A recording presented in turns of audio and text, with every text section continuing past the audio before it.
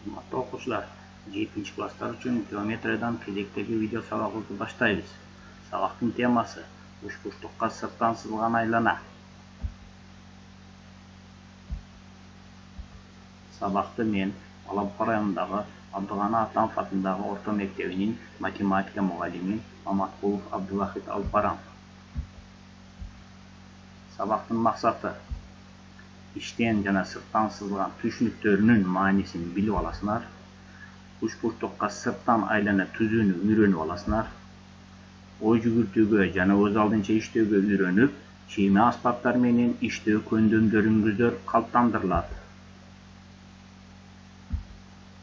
Өткөн сабактагы окуу материалын кайталап алайлы.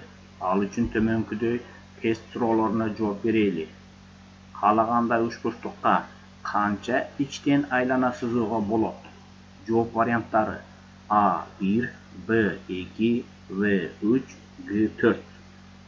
Албетте, окуучулар силер айткандай, каалагандай uchburchakка бирөө гана içten aylana сызууга болот. Экинчи суроо: каалагандай uchburchakка içten сызылган айлананын борбору кайда жайгашат? Маани бергиле. Каалагандай uchburchakка içten сызылган айлананын борбору кайда жайгашат? A жооп: uchburchak бийиктеринин кесилиш чекити болот. B жооп: uchburchak биссектрисаларынын кесилиш чекити болот. V жооп: uchburchak медианаларынын кесилиш чекити болот.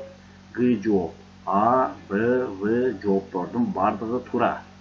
Албетте, кээ бир окуучулар оңгой гана таап коюшту. Бул суроонун жообу B жооп: uchburchaktын биссектрисаларынын кесилиш чекити болот. Кана окуучулар айткылачы, качан G жооп туура болот? Албетте, биз өткөн сабакта маселе иштеген элек. Тең жактуу uchburchakта A, B, V жооптордун бардыгы туура болот. Рахмат силерге. Берилген uchburchakка içten сызылган айлананы түзүү үчүн uchburchактын эки бурчунун биссектрисаларын түзүү керек. Мен буну силерге кайталап жатканым, бүгүнкү сабак менен айырмалай алышыңыздар керек. Демек, берилген uchburchakка içten сызылган айлананы түзүү үчүн uchburchактын эки бурчунун биссектрисаларын түзүү керек. Ал биссектрисалардын кесилиш чекити изделүүчү айлананын борбору болот. Ал борбордон uchburchактын бир жагына перпендикуляр жүргүзөбүз. Бул перпендикулярдын узундугун радиус кылып айлана сызабыз. Ал изделүүчү айлана болот.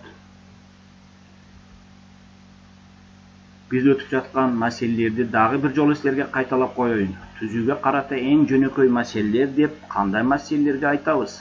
Мындай маселелер менен биз таанышканбыз.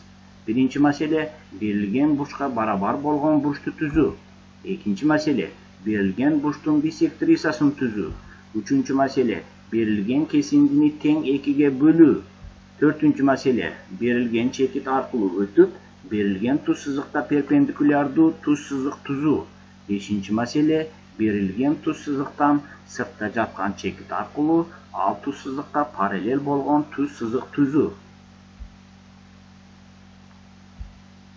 Бул маселелердин ичинен бүгүнкү бизге сабакта керек боло турган керектүү маселени бир таанышып алайлы, кайталап алайлы. Берилген кесиндини тең экиге бөлүү жана орто перпендикуляр түзүү маселесин кайталап алсак, бизге пайдалуу болот.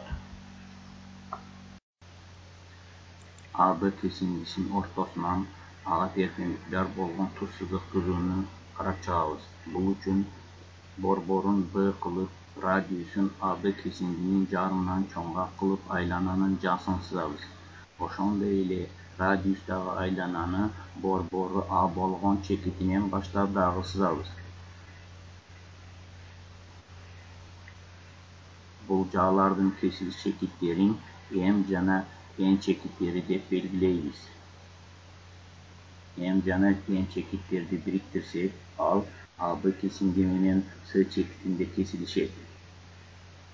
Мында N кесиндиси AB кесиндисине перпендикулярдуу болот жана Асы СБга барабар болот.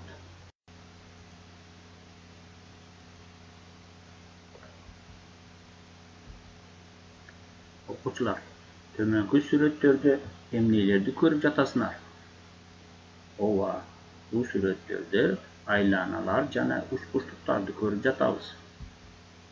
Алар эмнеси менен айырмаланат?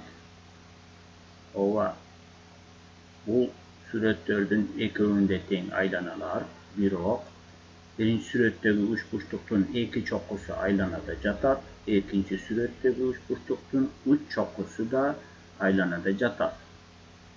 Айлана учпуштук менен кандай жайгашкан? Айлана учпуштуктун сыртында жайгашкан. Учпуштуктун чокулары аркылуу өтүүчү айлананы ал учпуштукка сырттан сызылган айлана деп аталат. Кайталаймын, учпуштуктун чокулары аркылуу өтүүчү айлана ал учпуштукка сырттан сызылган деп аталат.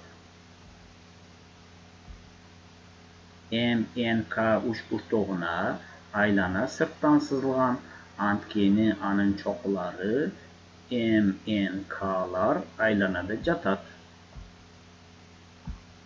Эми берилген учпуштукка сырттан айлана сызууну үйрөнөбүз. АБС учпуштугуна сырттан сызылган айлананын борбору О чекити болсо, анда ОА, ОБ жана ОС кесиндилер барабар болору түшүнүктүү. Демек, учпуштукка сырттан сызылган айлананын борбору анын жактарынын тең ортолору аркылуу өткөн перпендикулярдын кесилишинде жатат. Анткени ОА жана ОБ кесиндилер барабар болгондой, О чекити АБ кесиндисинин ортосу аркылуу өткөн перпендикулярда жатат. ОБ жана ОС барабар экендиги үчүн да ушунун өзүн айтууга болот. Анда биз төмөнкүдөй теореманы айтсак болот.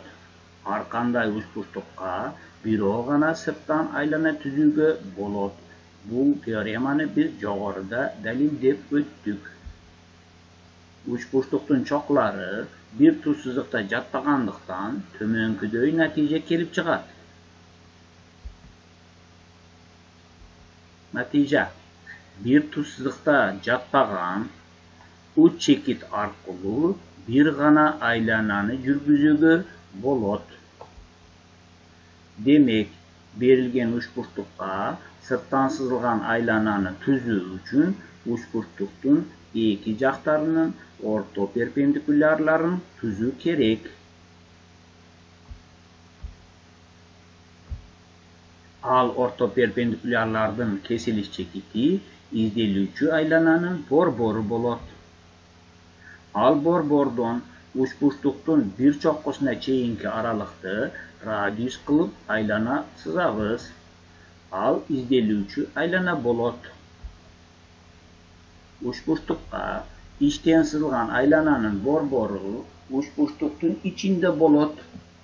Аны биз өткөн сабакта көрдүк. Учпуштукка сырттан сызылган айлананын борбору болсо, ар дайым айлананын ичинде боло бербейт. Мисалы, кең бурчтуу учпуштук болсо, ага сырттан сызылган айлананын борбору ушул кең бурчтун каршысындагы жактын сыртында жатат. Мисалы, бул сүрөттө Б бурч кең бурч. Ошондуктан бул учпуштукка сырттан сызылган айлананын борбору асы жагынын сыртында жатат. Учпуштуктун ичинде эмес, учпуштуктун сыртында болот. Ал эми тар бурчтуу учпуштук үчүн болсо, сырттан сызылган айлананын борбору ар дайым айлананын ичинде болот. Тик бурчтуу учпуштук болсочу, тик бурчтуу учпуштукка сырттан сызылган айлананын борбору анын гипотенузасынын ортосу болот. Демек, тик бурчтуу учпуштукка сырттан айлана түзүү үчүн гипотенузанын ортосун таап, циркулду бул жерге коюп, ОА же ОБ радиустагы айлана түзсөк, болот экен. Тең жактуу учбурчтукка сырттан сызылган айлананы түзүүнүн оңгой жолун өз алдынча табасыңар. Каалагандай учбурчтук алып, ага сырттан айлана түзүүнү чиркүл жана сызгыч менен аткарып көрсөтөсүңөр. Бул 2 нерсе силерге үй тапшырмасы катары берилип жатат. Ошону менен бүгүнкү сабакты жыйынтыктайбыз. Бүгүнкү сабакта биз окуучулар силер менен учбурчтукка сырттан сызылган айлана жана анын борборун табуу жана кең бурчтуу учбурчтук, тар бурчтуу учбурчтук жана тик бурчтуу учбурчтук болгон учурларда айлананын борбору кандай жайгашышы мүмкүн экендигин билип алдык. Ошону менен бүгүнкү сабакты аяктайбыз. Сабакка катышканыңыздар үчүн рахмат. Кийинки сабактарда жолукканга чейин саламатта болгула.